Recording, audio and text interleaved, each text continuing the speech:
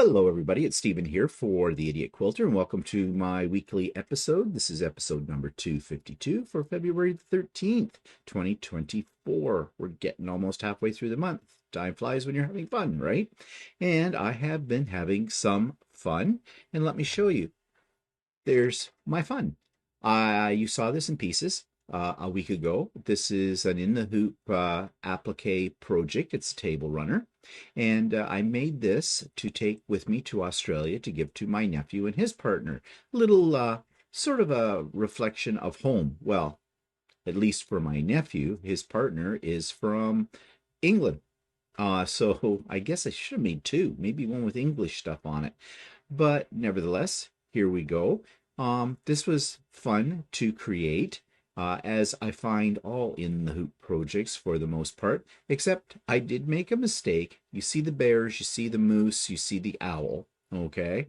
Well, that's my second attempt because my first attempts, I put in the wrong file and I made them too small for the size that I wanted.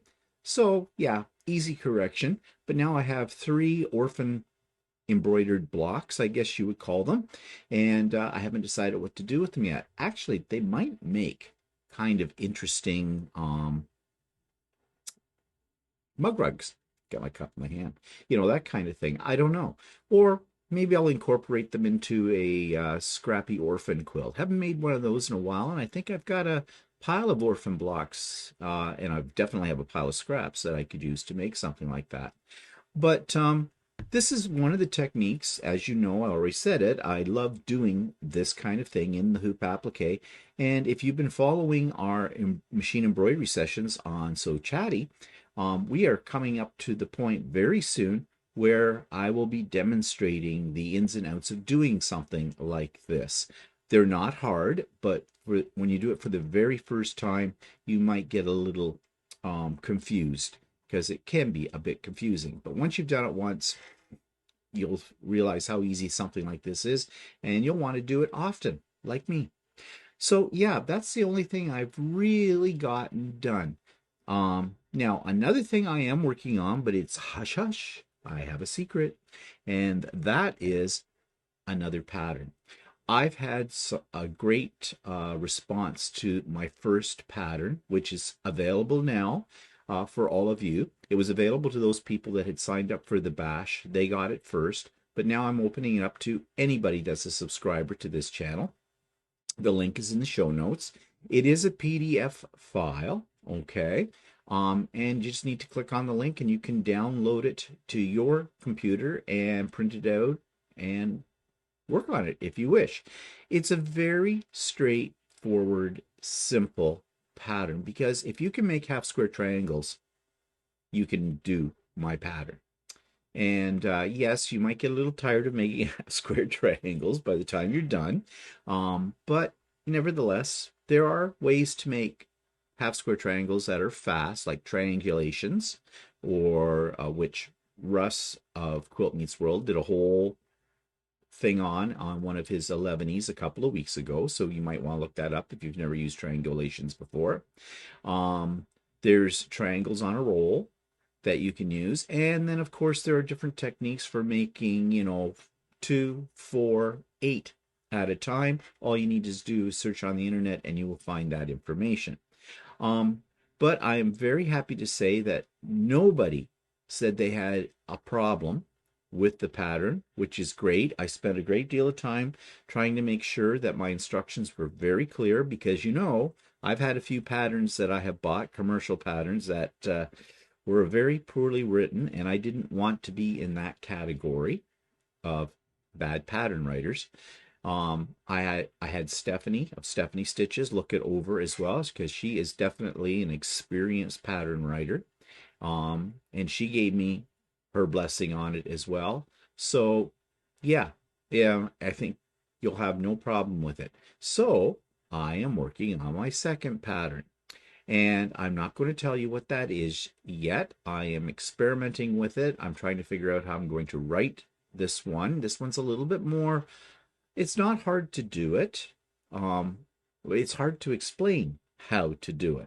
And I want to make sure that I don't release it until, well, when I have a sample quilt done so you can see what it looks like, and so that, you know, there's no problems if you do want to do it.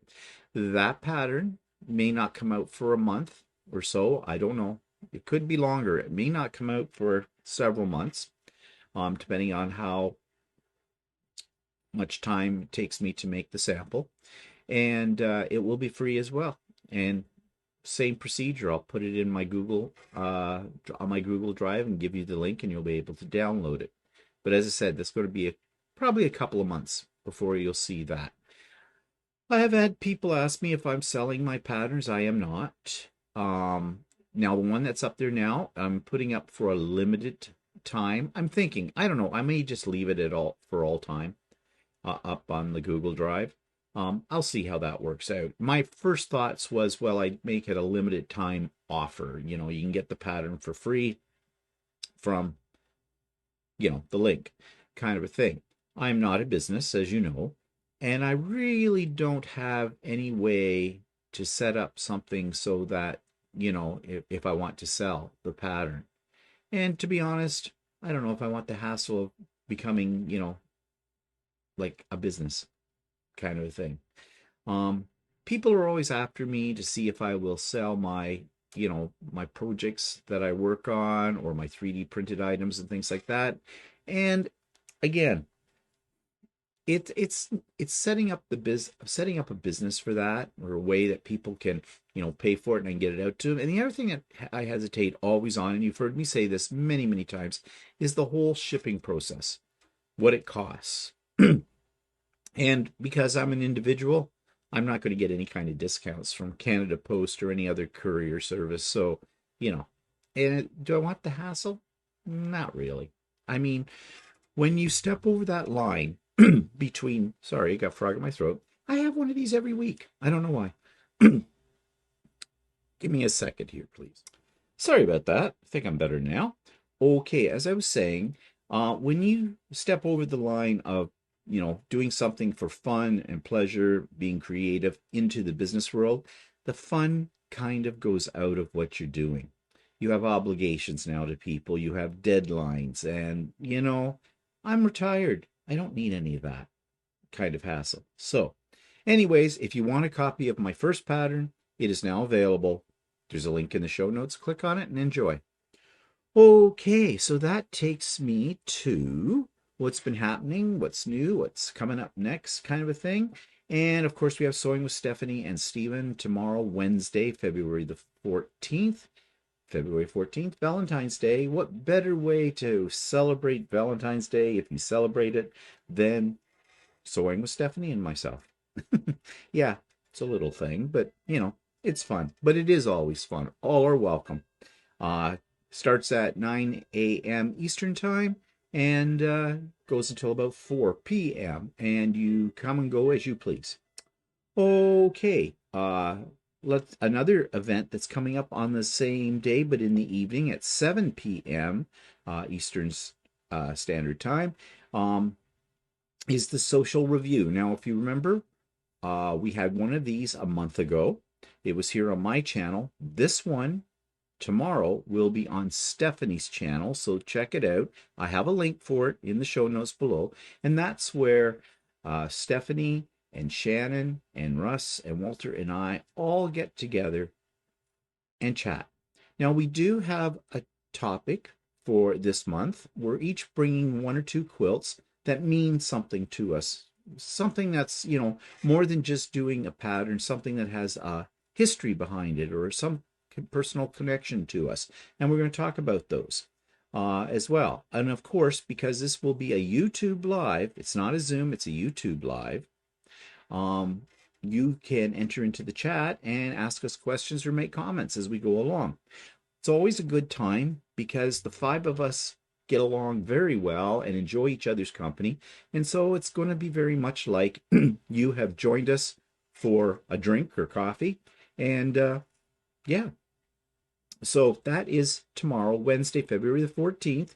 If you don't have plans for Valentine's Day, maybe you'd like to spend it with us. And it's on Stephanie's channel. Links in the show notes below. Okay. let's talk about the 10,000 bash review. Okay, now we talked about this extensively on Stephen and Walter Live. I made some comments yesterday about it. So, I had a great time. I think everybody that was there had a great time. Comments are still coming in, people saying how much they got done, how much they enjoyed sewing with the company of a lot of like-minded people. And that makes me very, very happy because that's why I do events, Zoom events. That's the real reason. I like to be around people who are happy and enjoying themselves and sharing their ideas and their projects with one another. And that's exactly what the bash was all about.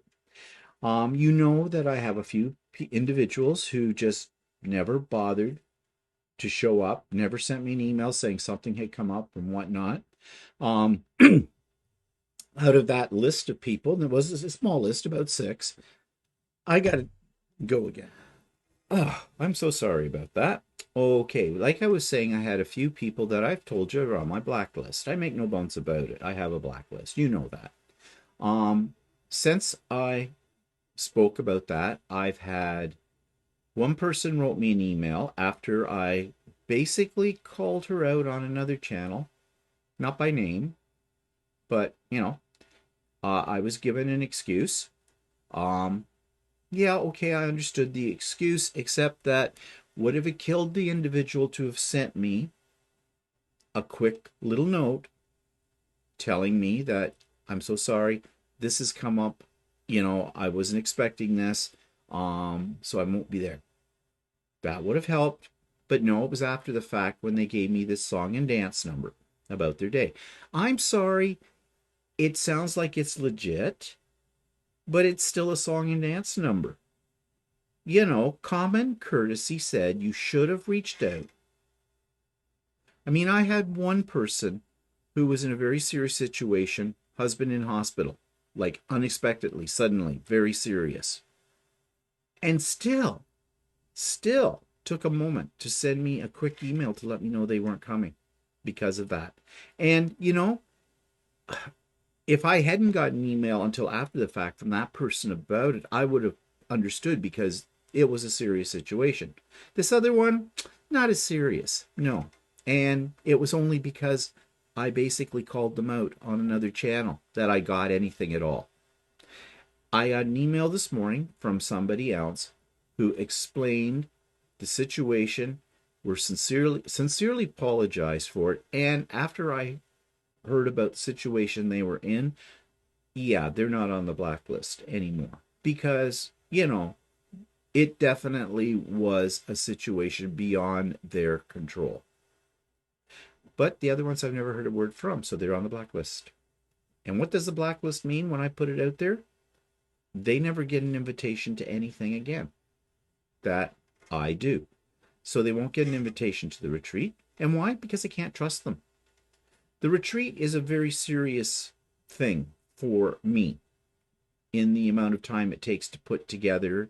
I have guest speakers, so if a person doesn't show up, they're letting down the guest speakers who do it for nothing. I can't afford to pay them. They do it out of the goodness of their heart, their presentations. And so it would behoove me not to have a full audience for them. That's why. Maybe I'm sounding like a real bugger here. Okay, and I hope most of you understand what it is that I am saying. But in this day and age, and this is becoming a rant, in this day and age, there are so many individuals out there who don't care about anybody else but themselves. It's the me thing. And they are not accountable for their actions nor responsible. And I don't know. Just the way I was brought up was that if you say you're going to do something, it's a commitment, you follow through no matter what, short of being run over by a Greyhound bus. So, yeah. And yeah, I've heard all the excuses because I was a school teacher. I've heard a lot that you probably can't even imagine, believe me. So, am I a little skeptical when somebody gives me a lame excuse like, oh, I wasn't feeling well? I'm sorry that you weren't feeling well. Just seemed it came on just at the same time as this, right? It just seemed a little convenient. And what, you were on your deathbed and you couldn't write me a quickie note? Just saying. Okay, this was not supposed to be a rant. What I was trying to say is, overall, I think the 10,000 subscriber bash was a great success. I'm very pleased with it. I'm very happy that other people were pleased with it because I've seen the comments come in about it, and that's great. So the next major event is going to be May the 4th, the retreat, the spring retreat, and there'll be more about that in April. I'll be talking about that as soon as we get back from Australia and setting everything up for registration for that. And that is a free event as well. Okay, so what else do I want to tell you about? Oh, yes, Pop-Up Sew Day advance notice. There will be a Pop-Up Sew Day on Saturday, February the 24th. Next week, I will be sending out to those of you on the mailing list the link for that. And that is a Zoom. It is not a YouTube Live. For anybody who's new to the channel and have never been to one of my pop-up sew days, they are not an event that's broadcast or recorded for YouTube. It is a private Zoom link. You do not have to register for it. It's kind of come and go. You just, whenever. Usually don't have a problem with being full because usually we run, I think our top number has been about 44 people. So plenty of room. All are welcome. And yeah, it's just a day of working on your projects and fellowship and sharing, all that good stuff. So next week, the links will be published in the show notes of all my videos, and those of you on the mailing list will get your own notice in your email box with the link. And if you want to be part of that email list, all you need to do is send me an email stating your name, full name, first and last, and your email address, and I will be happy to add you to the mailing list. Mailing list, I only use that for special events. As I've already said, I'm not a business. I don't send you out any kind of other useless information. Okay, so don't worry about being inundated from with stuff from me if you join that mailing list. And my email can be found. There's a link for that in my show notes as well. Okay, what's else this week? Oh, I bought fabric. Yes, one of my subscribers, I am sorry, I don't remember who it was, asked me if I had seen this particular website, and I had not. It's called Ronda's Quilt Creations Haul, and in fact, I am going to do a review of this later in today's show. But right now, I want to show you what I ordered from Ronda because the prices were great, her selection is good, and her customer service is excellent. So I made a little video. Walter helped me make the video showing you my unboxing of the fabrics I got from Ronda's Quilt Creations. Okay, I got a box in the mail today, and this is from the place called Ronda's Quilt Creations or Creative Quilts. Forget which one it is, but it's the one that I just reviewed. And yeah, here it is. Ronda's Quilt Creations. They're in Brighton, Ontario. She doesn't have a brick and mortar store. She works out of her house. And she's got really good prices, as I told you before when I reviewed her site. So I couldn't resist. So I ordered on Tuesday a whole bunch of fabrics. Plus she was having a sale. And the sale was, if you use the coupon code FEB14 for Valentine's Day, you get 14% off your entire order. So I think I did very well because what's in this box is about almost $600 worth of fabric that I got for $400 and something. Free shipping over $200. So I saved on that as well. So let's take a look at what I got. So when I open up the box, she has a So basically you ordered it 2 days ago and got it today. Took 2 days to get by Canada Post. So that's pretty darn good. Now, Brighton isn't that far from us. It's about an hour and a half to the east of us. Mm-hmm. But nevertheless, it's Canada Post.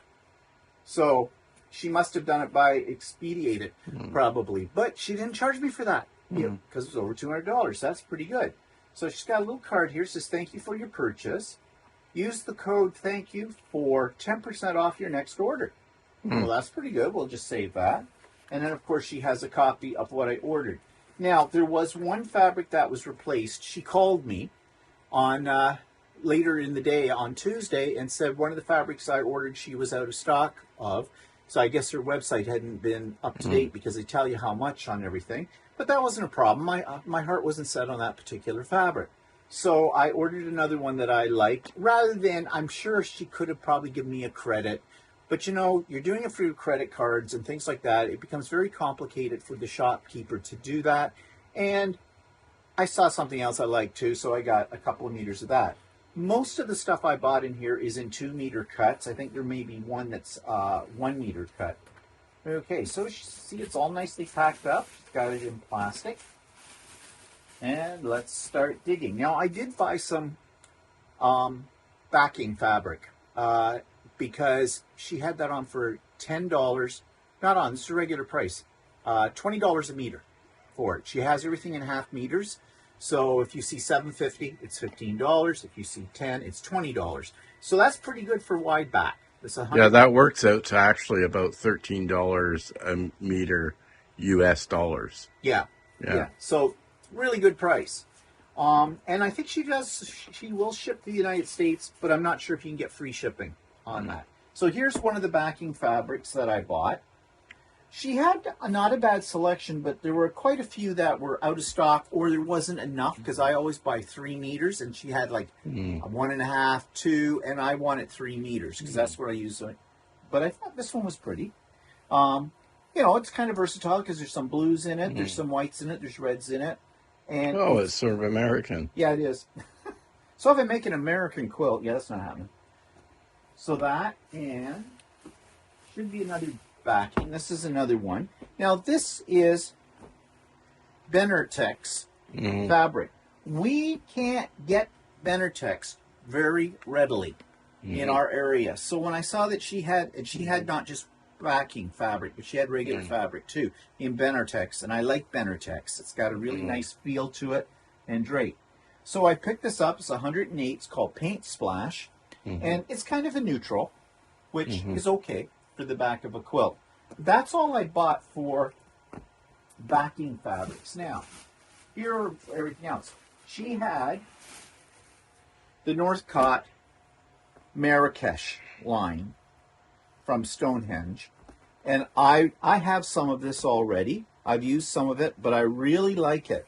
But at $15 a meter Canadian, which is, what's that American, about $10, $11? American? No, actually, it's probably more like $10. No, yeah, it's $11 American. Okay. So, math hard. So, you know, still a really great price for this. So I bought this colorway. And then I bought this in the purpley color. Why are you saying Well, you have to agree with me. And then this, I believe this is still Marrakesh. Pretty sure it's Marrakesh. Yeah, it's Marrakesh. I really love the design of this. It's very Middle Eastern looking, I think. Okay, what else? There's more! Okay, this was the one that I picked up as the substitute for the one she didn't have. But you know, I love butterflies on fabric, and I thought this was in blues. So, you know, it's all in my wheelhouse. This is more Marrakesh. Again, these are all 2-meter cuts. This, I believe, is Marrakesh. Yep, Marrakesh. Now, she had some Halloween stuff on sale for $5 a meter.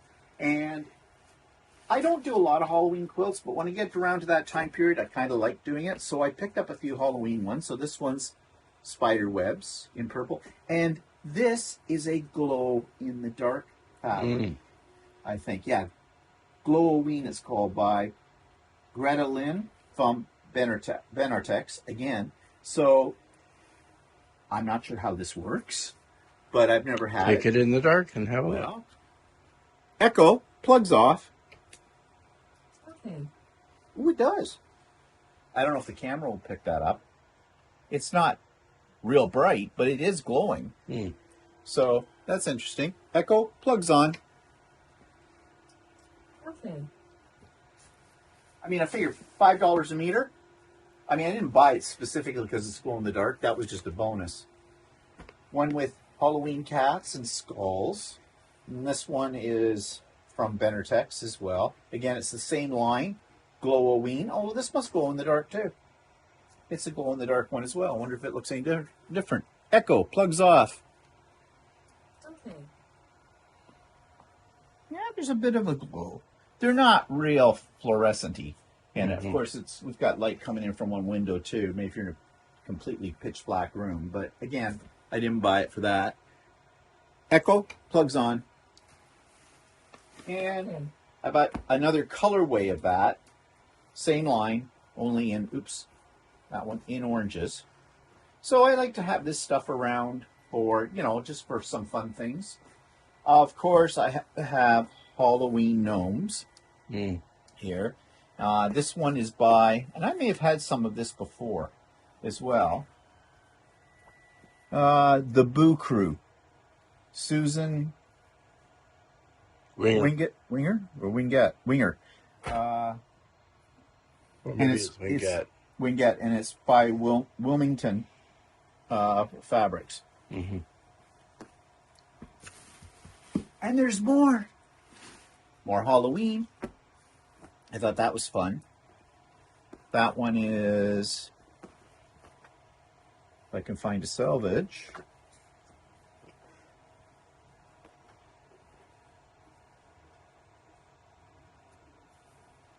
Oh, this is Henry Glass, Halloween Ball. He's another designer I really like. He does really interesting graphics. I have some that I'm saving to make bags out of at some point in time. Ones of the diner and the old cars and things like that. Mm. Do you remember? Yeah. I don't think you do. Okay. Yep. More gnomes. Halloween gnomes. I think this is probably Henry Glass's, or it's that woman, that Linda, or what was her name? Susan Wingette. It's Wingette. Mm-hmm. It's Wilmington prints. Mm-hmm. But it's gnomes. Gotta have gnomes. And then just some really fun colors. These two. This one is from Timeless Treasures, and it's called Chung Ling is a designer. Yep, and I've had some of her stuff before, too. Yeah. I'm assuming it's a woman. Could be a guy. I don't know. But anyway, I've had some of that fabric before, like that name. And this one is also... it's all psychedelic. Yep. I thought that was fun. That would make a cool shirt. Certainly stand out in a crowd. Who is that by? The same one. Chunga Ling? Yep, it's Timeless Treasures. And it's Butterfly Magic, and this is Nightlife. Mm.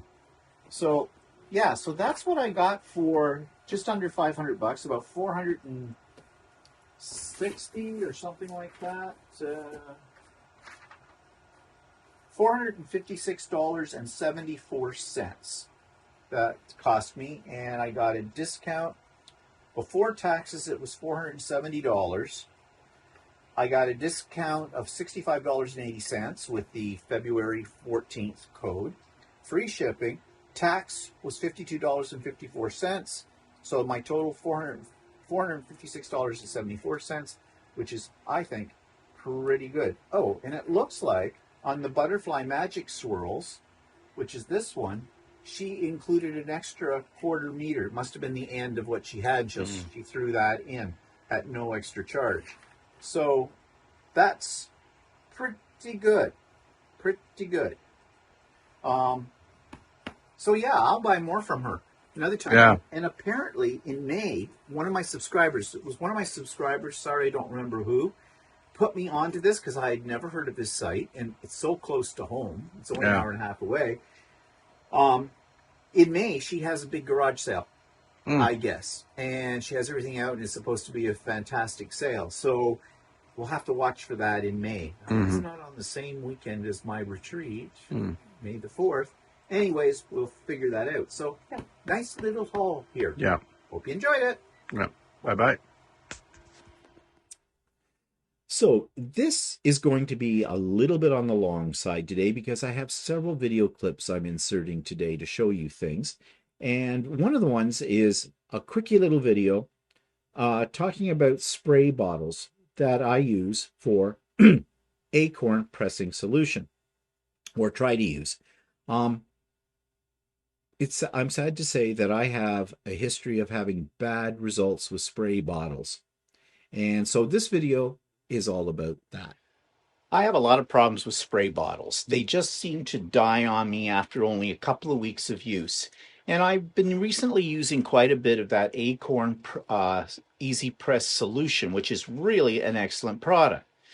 Now, if you buy the starter kit in that, you will get one of these types of spray bottles. This is not one that came from there because the one that I got with my starter kit stopped functioning. What do I mean by stop functioning? This trigger. You could pull it in, but it wouldn't come back out. So you were constantly taking your fingers and lifting it back and then pressing it down and lifting it back. So I hated that. I tried to fix it. I soaked it in a water and vinegar solution, thought it might be clogged up, whatever. Nothing worked. I even went onto YouTube, and other people had the same problems with those type of spray bottles, and they had a variety of solutions, and I tried them all, and it never worked for me. Now, I've been through quite a few of these bottles, so I finally gave up on them until I got this one, and this one does seem to work okay, but we'll come back to that. Now, I was gifted this. This is the electric spray bottle made by Acorn Easy Pressing Solution, the company that makes that. And it worked fine for the first little while, but it has a tendency to clog up. And they tell you that, and they tell you how to unclog it, which is basically just sort of soaking it in water, washing it out in warm water. And that did solve the problem. But now, this has stopped working altogether. I've recharged it because it is rechargeable with a USB port at the back here. I've recharged it, but when I press the trigger or press the on button, I get nothing. Nothing. So this one's dead to me. Now, these are very expensive. They're about $130 Canadian. I'm very disappointed. It was gifted to me, but that makes me even more disappointed because the person that gifted it to me, she has one as well, and it's still functioning very well, and she uses it all the time. So I don't know what to do with that, whether or not I can fix it or not. Right now, I'd say no.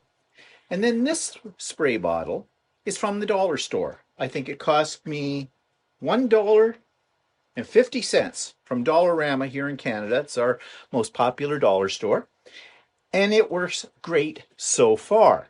But my theory is, if this trigger goes, like it has on this one, I'll just replace it with another one. Because at $1.50 a pop, that's okay.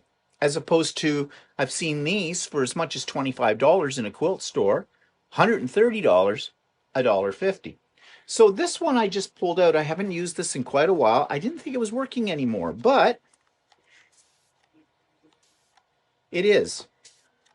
So I'm going to continue using this again. I've got it filled with Acorn Easy Press Solution, and we'll see how long that one lasts. This one's dead, just like that. This sprayer bottle works very well. And you might be concerned about whether or not you're going to get a fine mist. Well, it has an adjustable nozzle. And as far as I'm concerned, it's a fine enough mist. For $1.50, I don't think you can lose on it. So, basically, this is what I've learned. Don't spend a lot of money on a sprayer. Buy the cheapest one you can that does what you want it to do, that you can adjust the nozzle for a finer mist when you're using something like Acorn Easy Press Solution. And if it busts down the road, you can buy another one. They're very inexpensive. These are way too much money for what they're worth. Now, I know some of you are going to say you've had yours for years and have never had a problem with it. Well, good. If it ain't broke, don't fix it. But for me, no, this is my solution to my problem. Okay, so the other day I got thinking, I really need to pull out a couple of quilts that I think will be appropriate to donate to Project Linus. And I did. And I took pictures of them and had the dimensions of them. And I wrote to the representative for Project Linus that's in my area. I had spoken to her about a year ago about this, and I never got around to it, sad to say. So anyways, I sent her an email with these pictures attached and the dimensions and asked if, these were appropriate to donate for a teenager in Project Linus, because you've heard me talk about before that I think a lot of people are donate quilts that are more appropriate for babies and toddlers, and they forget all about the teenagers. And, I have a special place in my heart for teenagers since that's the age group I taught when I was a teacher. So I sent that information off this lady over a week and a half ago, and I have not heard a word. So I sent it out again this weekend, and I still, as of the recording of this, I still have not heard anything from her. So I did go online to see if she still was the representative for Project Linus for our area, and she is. So I don't know. Maybe she's on vacation. Maybe she's a person. I thought she was still working, but I don't know. So maybe my emails are going to her spam. I have no idea. So I do have a phone number for her, and maybe later, if I don't hear anything by, end of the week or something, again, I will see if I can get a hold of her by phone and see what's going on there. If that doesn't work, then I'll try to go through their headquarters and see if they changed. Is there somebody else I can contact? They have a list of all the Project Linus representatives in my province, but a lot of them are a lot further away. And if I have to deliver the quilts to them, that might be more of a chore. So I'll see. But anyways, now, unfortunately, I have heard some not so positive things about Project Linus when it comes to their organizational ability. And they're just rumors. I don't know if it's true or not. But right now, just given this situation, I'm starting to think maybe it's true. And then I'm thinking, do I want to donate quilts to a group like this? Because maybe those quilts will never make it to the kids. I mean, there's other organizations I can go through. I think I could find that out. But let's give them the benefit of the doubt, shall we? And just see what's happening. There may be a really good reason. Like I said, maybe this representative is on vacation. Maybe she, she's a snowbird, a Canadian who lives 6 months in Florida, basically. I don't know. We'll see. I'll keep you posted. Okay, so anyways, while I was doing that, I thought, well, it's time to grab another one of my storage bags of quilts and sort them out and make a quilt show from those. And I kill two birds with one stone when I do this. When I pull them out of the storage bag, I can also label everything, as in on the outside of the storage bag, I have a little tag on it that tells me which quilts are in that bag. And I can cross-reference it with my quilt journal that I keep a record of when I've done projects and things like that. And yeah, it's a little bit more organized. I have a lot of bags to go through. So I did a little video of these where I talk about, basically some of these quilts come from when I first started in quilting, and I'm thinking to myself, oh God, that was ugly, or come a long ways from then, right? So yeah, so this is Quilt Bag 2 Trunk Show. So I thought it was time that I go through another one of my storage bags that hold a bunch of my quilts and figure out what these quilts are. I'm going to put them on display for you, sort of a little mini trunk show. And I'll see if there's any in this bag that I would like to donate to Project Linus as well. This first piece is a wall hanging, and this was actually the piece that got me into quilting. It is ugly as sin. I didn't know anything about quilting. This was a project that came with my new Cricut Maker at the time. The Cricut Maker advertised that it had a rotary cutter and it was great for cutting fabric. I have since found that it's not, I don't find I have much success cutting fabric with it. But and before anybody writes comments on here about, oh, you should do this and that, I tried it all. I think it's just I got a lemon machine. But anyways, so I did this, and it's really crude. And I actually did applique, which I didn't know was applique at the time. And I just basically glued these butterflies down, added some embellishments. The whole thing that I was doing was I was experimenting with cutting fabric. And I was thinking that I would use fabric pieces cut out on my Cricut to go into the journals I was making at the time, because I was still a paper crafter, not a quilter. But this one turned me on to crafting, and that's why I took it up. What I meant to say was that this is what turned me into quilter, not a crafter. It was after that I never looked back. Now this quilt beside it, this one, is a very early quilt that I made. Again, I knew a little bit more about quilting than I did for that wall hanging, but I wanted to experiment with really cheap fabric and scraps of it, and with some of my own fabric. Yes, I made my own fabric. So if you take a look at this, the ones between the dark strips, that's my own fabric. And what it was were pages from my art journaling books that I scanned, and then I put them up on Spoonflower and had them made into yardage. So you'll never find this kind of fabric again. And yeah, but this is a really bad quilt. It has the potential to be good, but I was really experimenting. Like you can see up here, I used, is that fabric? No, that's fabric. And I have a really wide binding, and don't ask me why I had binding this wide. I just didn't know any better. And I did do some quilting on it, straight line, as you can see, just with my walking foot. It's not an ugly quilt, but it's not really, well, I keep it because it's a memory of where I started. Now, these two quilts were ones that are basically scrappy.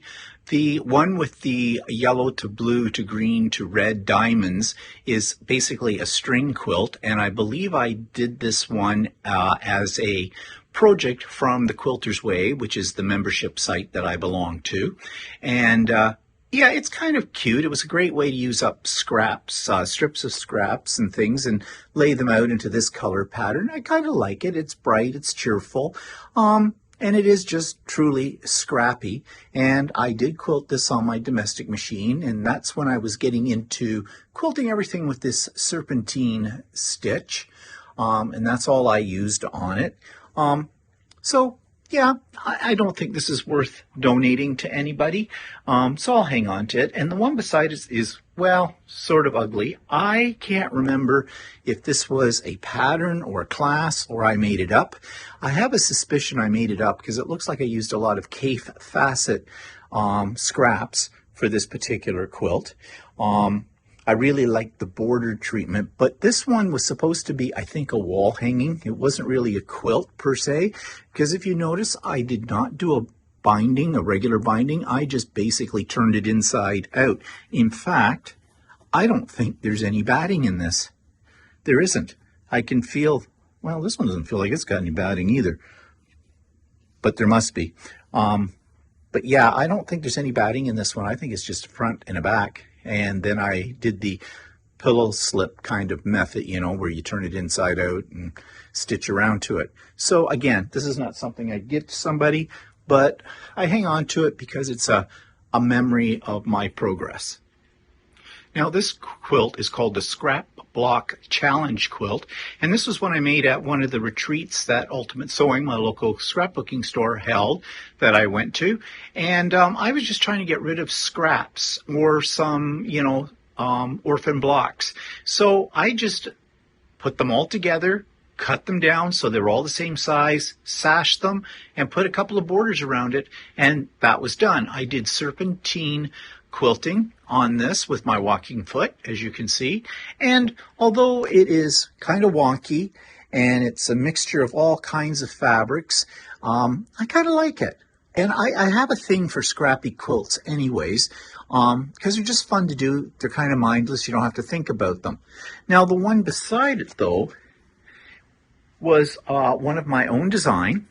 And this is, I called it Geese Galore. I was into making flying geese, and I still like making flying geese, actually. I know some people don't. And then I just laid it out randomly, and this is what I got. And I really think this is an interesting quilt, because there is some sense of possibly a pattern, but not really. And so your eye moves all around the quilt. Again, I didn't have my long arm yet, so I was quilting it on my domestic machine. And again, just doing that good old serpentine type of stitch, a wide border. And yeah, and I think I did the border in black because I wanted the colors to stand out. And I think it does. I do love this quilt. It might be a good one to, possibly gift to somebody. Although I'm not that thrilled with the quilting on it. That's a bit amateurish. But then again, that's what I am. And on the back of that Geese Galore quilt, this is what the backing looked like. Again, I was just trying to use up scrap strips, so I did this panel in the center, and then I used white, which I don't usually use on the backs of quilts, so I don't know what I was thinking at the time. Probably the only thing I had laying around, and I want to use it up. So yeah, so this is one of the rare quilts that I've created that have a pieced back, because I don't usually do a pieced back. So the quilt on the left is one that was a very simple quilt to do. I can't remember exactly whether I made this up on my own or it was a pattern. I think it was based on a pattern, and I'm going to call it, because I can't find it in my journal, chevron quilt, because those are chevrons. And again, this was sort of a scrappy project because all of the chevrons are just basically giant flying geese that are done with scraps. And here I got a little bit more elaborate in my quilting because by now I had Lucy when I made this one. And so this is one of my first quilts that I quilted on Lucy using a paper pantograph. And the quilt beside it, I call this one Modern Curves. It was my first effort at doing a drunkard's path quilt, and I think I cut the pieces using a template. I didn't use my AccuQuilt for this because I don't think I had a die for it at that point in time. I may have, but I can't remember.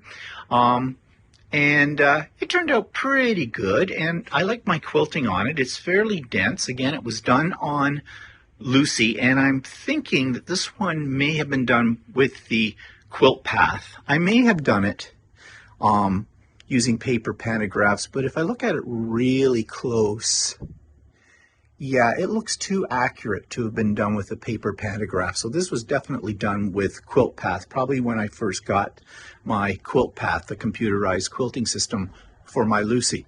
So, yeah. This quilt on the left was just a fun quilt to do because I saw this panel that had all these outhouses on it, and I thought, yeah, I need to do it. Now, I bought the matching fabrics to go with it, and I did follow a pattern for this. It was very simple, because basically it's just a panel with borders, several borders in different sizes put all the way around it. But it's kind of fun, and I forget the name of this one, but I'll look it up and tell you. Yeah, I consulted my journal about this, and I don't think I gave it the name that the pattern called for, but I call it Crappy. Yeah, Crappy quilt. And the one beside it, I love this quilt because I love the fabric. It's all of these very brightly colored cats. And this was my own design at the time, simple stars with the cats kind of fussy cut out in the square in the center of each star.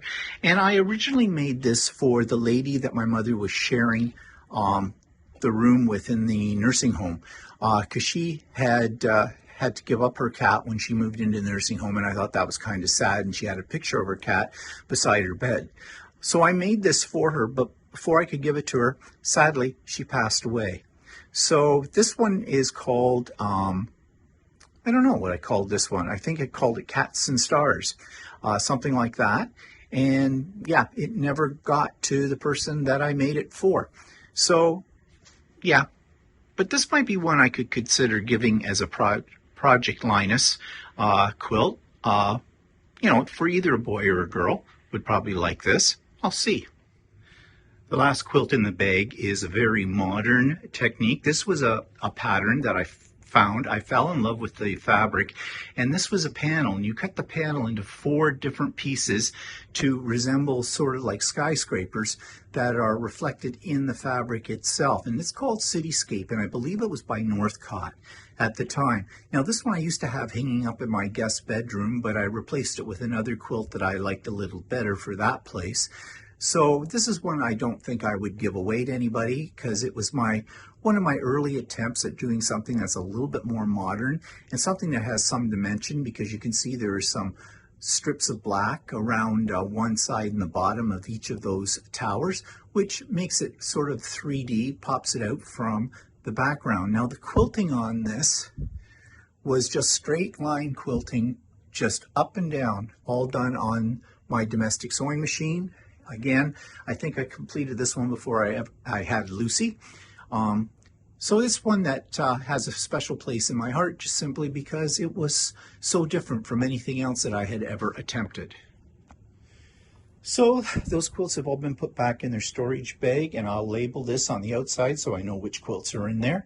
I have many more bags to go, so I hope you enjoyed this little mini trunk show and went going down memory lane with me, because that's what quilts do. They create memories or bring up memories. So down the road, I'll get up my ambition to grab another storage bag and do something similar again. Now, I do have another video for you that I made because I bought this cool little tool. I saw someone talking about it or using it on a YouTube video and just had to have one. It was inexpensive. It was under $20 Canadian on Amazon. It's a desktop vacuum, but I thought this little sucker would be great for picking up those little pieces of fabric and, little trimmings and things like that off the top of, your cutting mat. And, or, I have a wool mat on my, for my pressing station. And of course it gets covered in little fibers and things like that. And well, here's my video of this showing you how great this little tool is.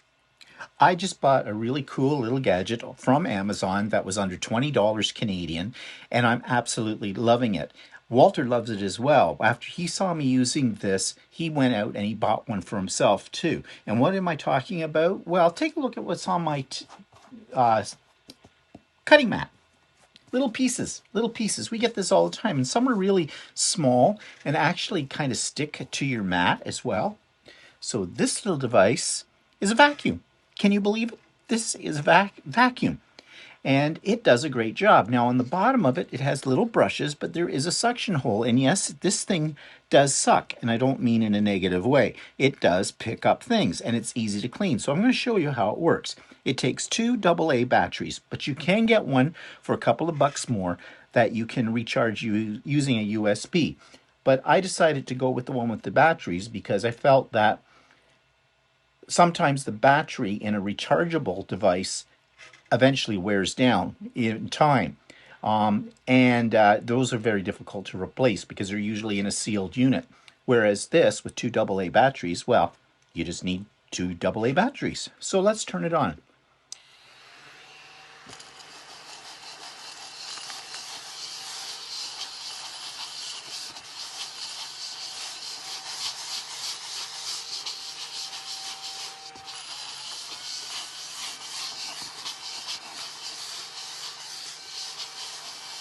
There you go.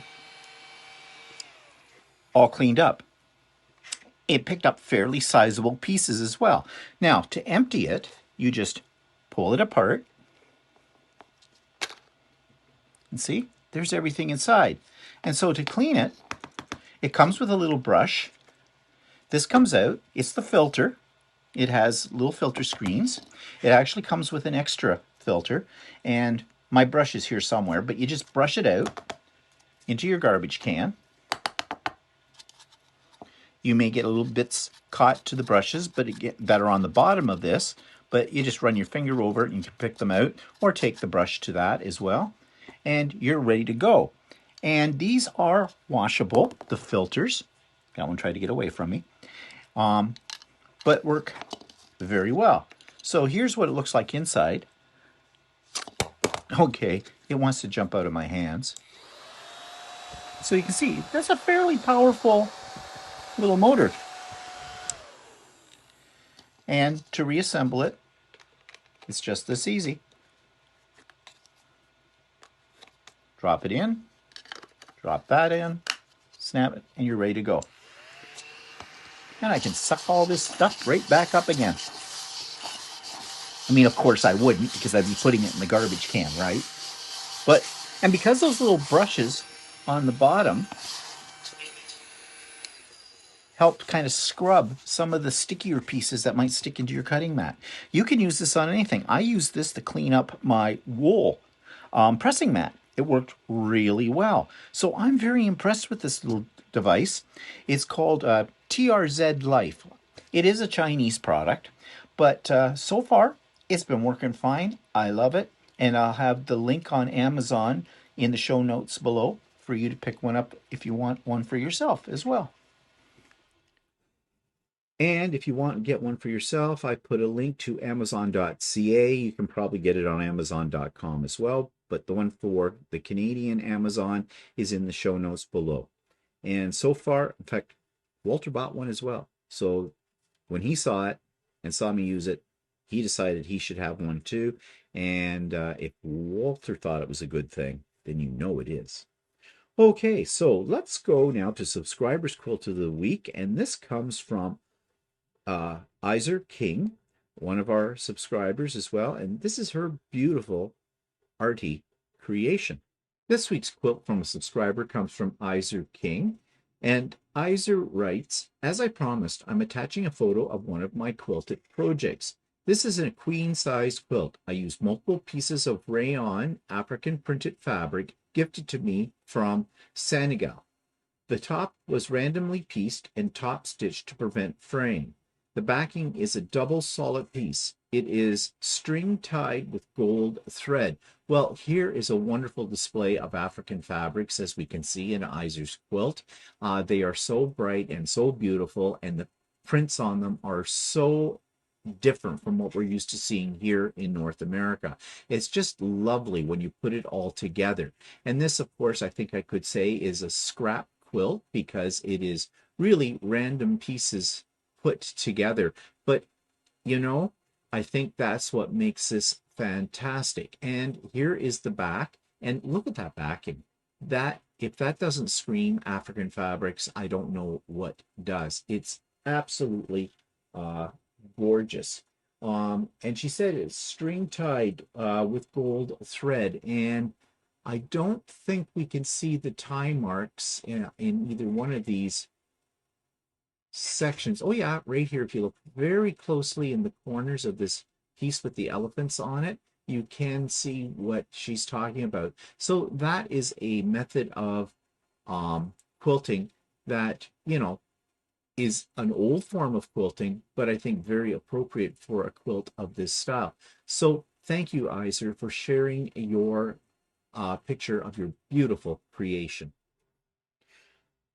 And speaking of arty creations, I think most people have done a Bargello at some point in their life.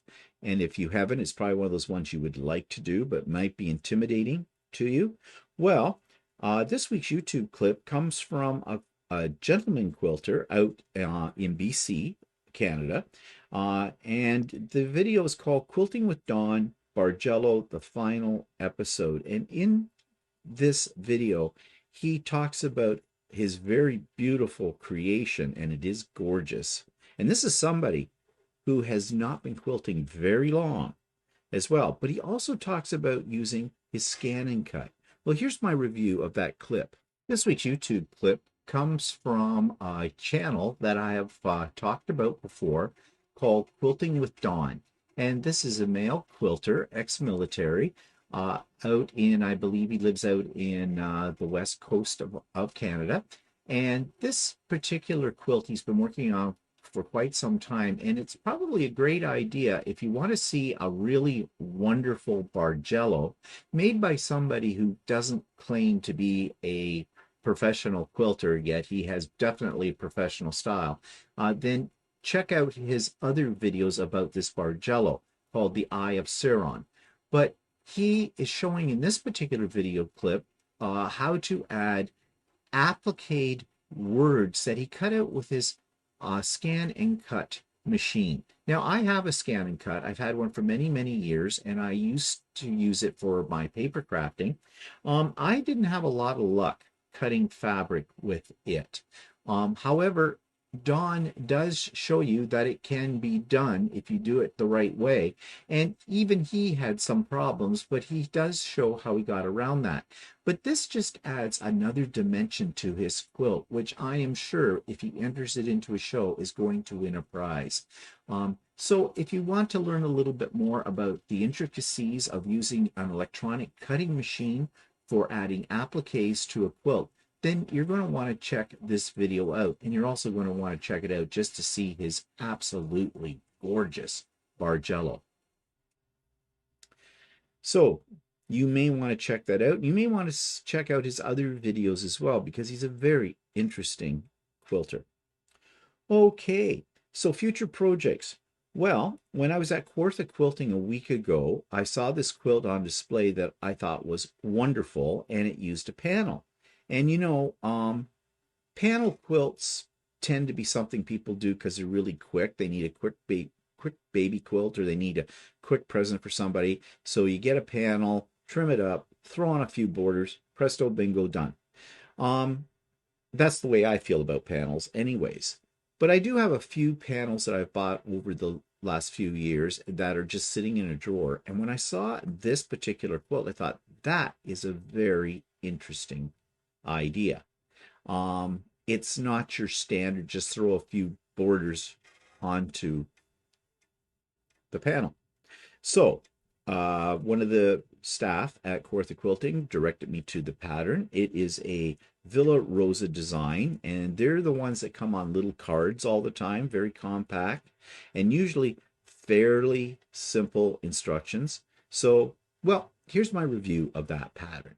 This week's future project is one that I mentioned last week that I'm going to take and adapt to an existing project that I hadn't yet cut the fabric for.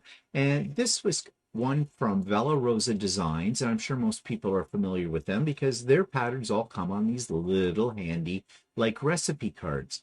And this is the pattern that I bought. Now, I am not doing it with the horse because I'm not into horses. Nothing against them, but just not into them on a quilt. But I do have a panel that is steampunk that I was going to do a totally different design with, but I have decided that I like this one better. And I saw an actual sample of this using a different panel and different fabrics at Kawartha Quilting where I bought the pattern. But of course, this pattern is available online if you're interested in it. This would work with any panel. It doesn't have to be a horse one.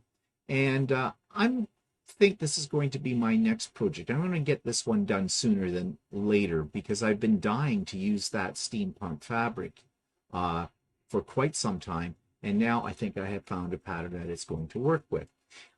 It looks fairly easy. It is just strips that go around a panel. So it shouldn't take that long to make either. And I can probably utilize my AccuQuilt machine with this as well. So that's Grand Prize is the name of the pattern, and it's by Villa Rosa Designs. So down the road, you'll see that one as well completed. Okay, this is usually where I have a teaser for an interview. Well, I don't have one this week because I don't have any interviews this week. So we'll move right on to online quilt stores. And this is Ronda's Quilt Creations, as I said, where I got the haul from. And here's my review of her website. This week's online quilt store is one that's not that far away from me, and I did not know that it existed until I had one of my subscribers suggest it. And it's called Ronda's Quilt Creations. It's in a little town in Ontario, Canada called Brighton. And as I said, that's about an hour and a half or less drive from me. However, I do not believe this is a brick and mortar store. I think she operates out of her house. And so you probably have to phone for appointments. But let's just take a look at her front page here. And you can see she's got a gallery show of different projects, block of the month kind of a thing that's showing up here in pre-cuts. At the bottom, she says she's having a special sale on February the 14th, 14% off. Valentine's month, it says, and it ends on the 29th. She has free shipping on orders over $200, so that's pretty good right there. So let's go down further on the front page and see what she offers. Fabric and Quilt Store in Brighton. Okay. She has her new arrivals on here as well. Oops, that didn't want to go down any further. I don't know why. It's no problem. There we go. And if you sign up for a newsletter, you get 10% off on your next purchase. All right, well, let's see what she does have for fabrics. And I hear, the rumor is that she usually has a big sort of fabric sale in May. I think it's sort of like a garage sale, a yard sale. I'm not really sure about that, but I'll be watching for that when the time comes. Okay, let's check out fabric. And, oh yes, it's just taking a while to click in. Okay, so right off the bat on the left-hand side, she has a nice index of everything that she has, and it tells you the numbers and the quantities. Okay, well, let's check out that Benartex. I'll check that out because Benartex is not something that's really easy to get here in my area. Now she's listing $7.50 for most of these. I imagine, I don't know, is that a half a meter? Let's find out. Just click on one. And okay, it says available one, $7.50.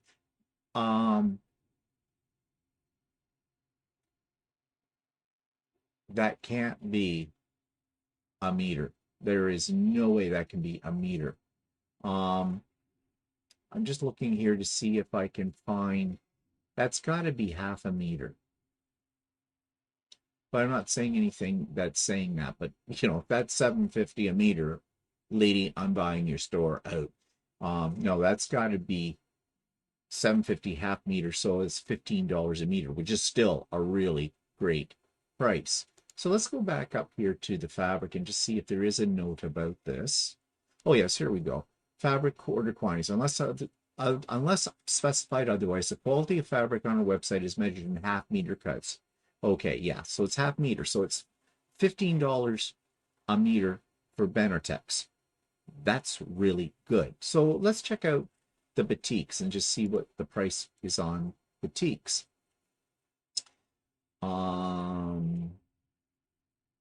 Okay, $7.50. So $15 a meter there. Excellent price. So it looks to me like most of her fabrics are,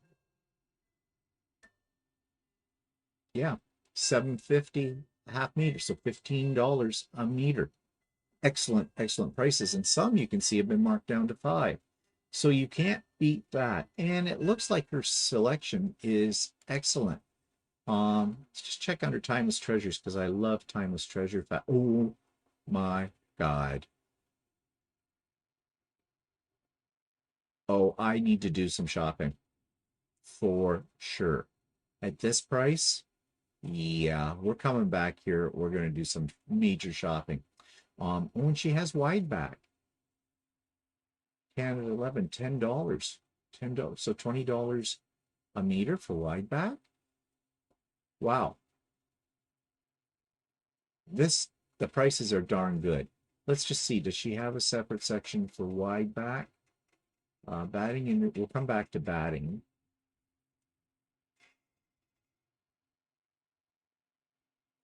Let me just click on this to see if it'll take me to a menu with related products. Those aren't wide back.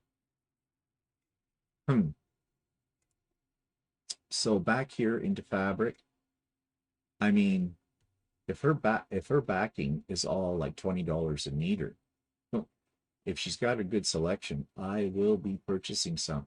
It doesn't say here. Oh, there we go. Wide backing, 21. Okay. See what comes up. Yep, $20 a meter. Oh my gosh, I'm coming back. I'm doing some shopping. Yep, and not a bad selection. Okay, I'm impressed. Let's check out batting.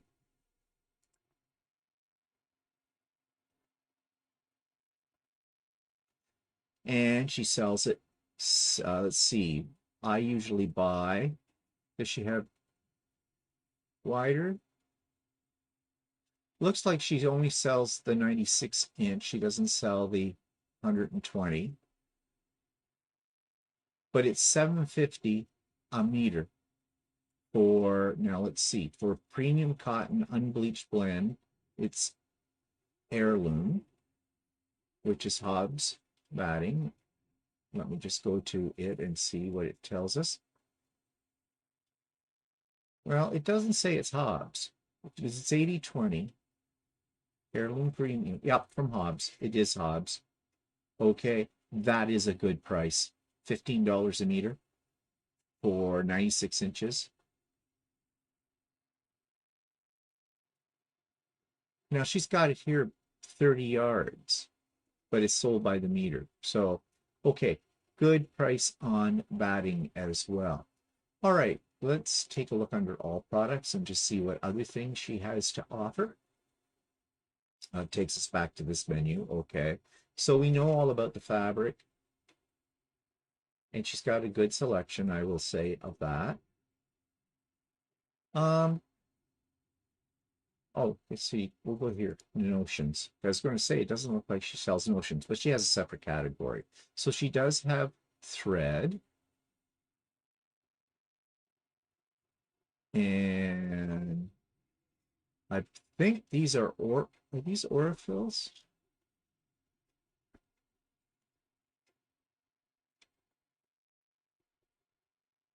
She has confetti. I'm really not sure who makes this. Confetti solver. Maybe that's a separate one. I don't know. I'm not familiar with confetti.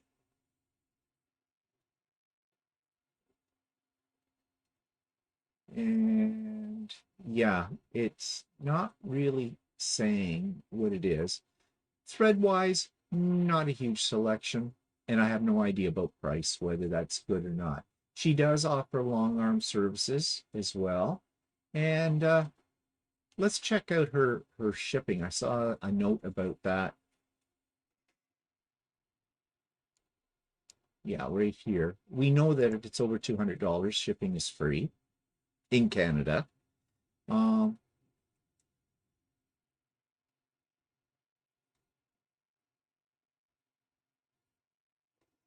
Okay, so she talks you here. This is over 200. Unfortunately, shipping rates are beyond the control of Ronda's quilt creations. Calculations done based on weight.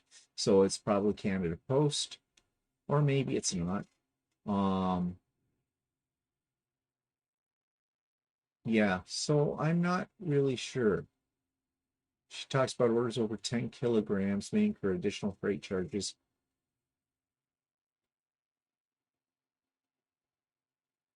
Orders will be shipped from Canada Post within 3 business days of order being received. Okay. Well, I think I'm going to come back here and I am going to order some things, especially wide backs. I always need wide backs. But at that price, very good. And yeah, I'll have an order over $200. So that's going to be free. So anyways, I am impressed. So thank you to that subscriber that put me onto this, because I did not know about this at all. I didn't see it I've never seen it listed anywhere. So yeah, that's Ronda's Quilt Creations. Give them a try. So that brings me to the end of this episode. Sorry that it was maybe a little longer than usual, but I had a lot to share with you. And yeah, and what's coming up? Well, I've already mentioned everything. Of course, just a reminder, Sewing with Stephanie and Stephen tomorrow, Wednesday, February the 14th. Also on Wednesday, February the 14th in the evening at 7 p.m. on Stephanie's channel, we have the social review. Pop-up Sew Day in another week, not this Saturday coming, the Saturday after, February 24th. More about that next week. And anything coming up in my life? No, but I did buy a new toy. And I did mention this on my vlog last week. And, well, I'll be talking about that next week too. Because after I'm finished this, I am going to go over and play with my new toy. I'm excited. Okay, I hope you have some exciting things coming up this week.